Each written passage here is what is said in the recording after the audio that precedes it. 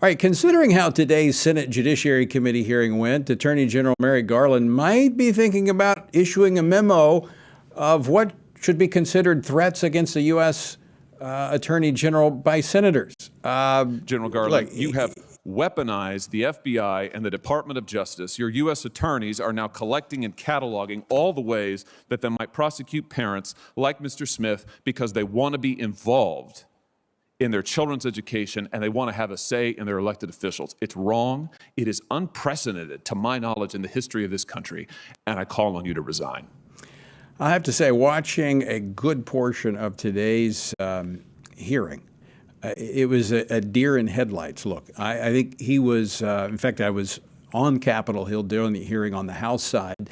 Last week, I think it left him shell-shocked, and he did not look like he was ready for today's hearing. Joining me now with her take on today's hearing is U.S. Senator Marsha Blackburn from Tennessee, a member of the Senate Judiciary Committee, who asked some very pointed and probing questions of the Attorney General. Senator, welcome back to the program. It's good to be with you. Thank you. Let me just start with this. We were just talking with Senator Cotton about the hearing and the memo. What's your take on today's hearing? How'd it go? Yeah, I have to look at it and say there were a lot of questions that Merrick Garland left unanswered. When I asked him who wrote the memo, he couldn't answer the question. So I asked him a second time, and he still didn't tell us who wrote the memo. So I will put it in writing and submit the question to him for a written answer that we want to know who wrote the memo and want to know if it was written in the White House. Was it written there at DOJ? Who brought it to him? How did he sign off on this? What that process was. Likewise, he had been saying that he did this in response to the National School Board Association memo. Then, in answering me, when I questioned that, he said, and news reports. So then Senator Cruz and I each, questioning him, tried to find out what news reports. So I asked him to put in writing the news reports that he gathered his information from about all of this violence and to submit those to us so we will know where it was that he was getting this information. And then he was deciding to issue this memo that in essence labeled parents as domestic terrorists. Several times today, he was asked about this memo from October the 4th, the fact that the predicate for that memo was the letter from the National School Boards Association, which has basically pulled back their memo or their letter to the president, saying it was they shouldn't have done it. They should have consulted with their membership. But he was asked if he would then rescind his memorandum as a result of the school board. What was his response? Well, he doesn't intend to rescind it. And he just would say, well, there is no place for violence. But, you have to say, okay, no place for violence. Everyone agrees we don't want to see violence in our country. Everybody can agree with that. But then how do you equate that response with what is going on and happening because of the cartels and the violence that they are taking to our city streets?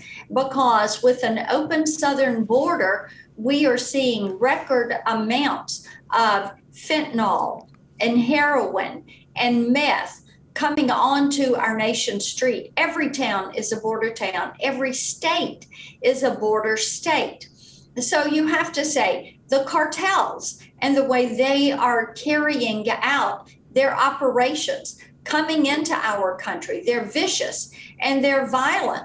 Why is the FBI not spending their time going after these cartels? Why are they not going after gang members who will actually murder people, that will go in there and disrupt cities, that have gangs that go around stealing and destroying property? We would like to see the FBI put some attention on that.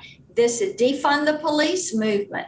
has caused much crime to move onto our city streets, to the point that whether you're talking about CRT in the schools or crime in the communities, safety of children in schools, that security moms are standing up in record numbers to protect their children, to protect curriculum that is being taught to their children.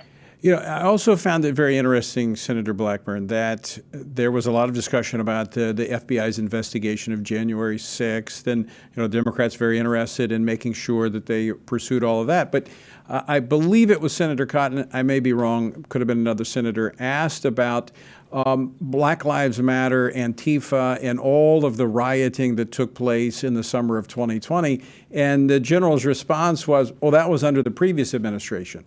Well, so was January the 6th. What's the difference between the two? Well, and the thing is, they want to focus on one day, but they don't want to focus on a summer of activity where there was destruction. I've talked to people that have moved away from Seattle and from Portland because the way those communities have just been overtaken by violence in those communities, because the tremendous amount of destruction of property that took place, the destruction of a federal building, the attacking of a federal building. And, Tony, it brings you back to the fact that what do people want to see? They want to see fairness. They want to be able to see equal justice for all. Absolutely. Absolutely. I mean, we've got a year ago, these frontline workers were heroes. We were celebrating them. My daughter's an ER nurse, worked with COVID patients, law enforcement showing up doing their jobs at great risk, especially when we didn't know the extent of this virus. And now we're talking about firing them if they don't submit to a mandate for a shot. Yes. Tony, it is absolutely ridiculous. We need to realize COVID is going to be with us. We have seasonal flu, we have the common cold, we have other maladies that affect us. So this is going to be with us. Now, the federal government has no reason to mandate that everyone get this shot. And it is an overreach. It is another step that they're trying to take to have the federal government take control of your health care. And after meeting with some workers in Tennessee that would be adversely impacted by this, I said, we need to do legislation that would exempt these essential workers from having to get the shot, because these are people that showed up for work every day during COVID. They figured out how to keep themselves safe, how to keep their families safe. They did their job.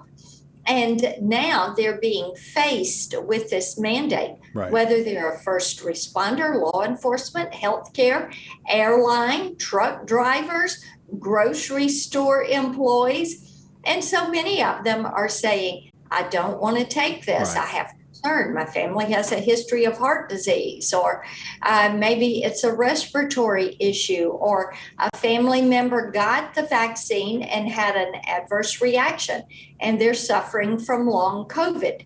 These are things that should provide them an exemption. So on their behalf, and in order to help them, I wrote this legislation that would simply say, if you are an essential worker deemed so during the COVID-19 pandemic, and you reported for work during the pandemic, that you would be exempt from this vaccine mandate. I think it's an excellent bill. And by the way, I might add to this that many of these frontline workers, these essential workers, especially the healthcare workers, being exposed to COVID, got COVID, now have natural immunity, and that's not even being factored in. Now, this bill already has been endorsed by numerous groups, including the Federal Law Enforcement Officers Association, National Border Patrol Council, Chicago Fraternal Order of Police, the National Sheriff's Association, and National Association of Small Trucking Companies. What message should that send to the Biden administration? with all of these unions supporting my legislation, it should tell them that this is very unpopular with Democrats, Republicans, independents, everyone, because there are so many people that do not want to be forced to get this vaccination. And we don't have these vaccination mandates. There is always the exemption from a medical concern or a religious objection. And that is the way this should be approached. So, Senator, has the bill been assigned a number yet? It has not been assigned a number, and we're waiting to see where they're going to direct it. All right. Any Democratic support for this yet? Not yet. All right. What do our listeners and viewers need to be doing to help you on this? Because I think this is an important piece of legislation. It is an important piece of legislation. I will tell you that Congressman Tim Burchett and Congresswoman Kat Kamak are going to carry this over in the House. And they need to let them know that they're supporting. They need to call their federal representatives and say, keep our essential workers working, support this legislation, and make certain that they are given this federal exemption. All right, that's the Keeping Our COVID-19 Heroes Employed Act. And Senator, as soon as you get a number and we get a direction on what committee it's going to for the Committee of Jurisdiction, we'll make sure that our viewers and listeners know that so that they can weigh in with their two senators as well as their member of Congress. Sounds good. Thank you. Thank you for being with us.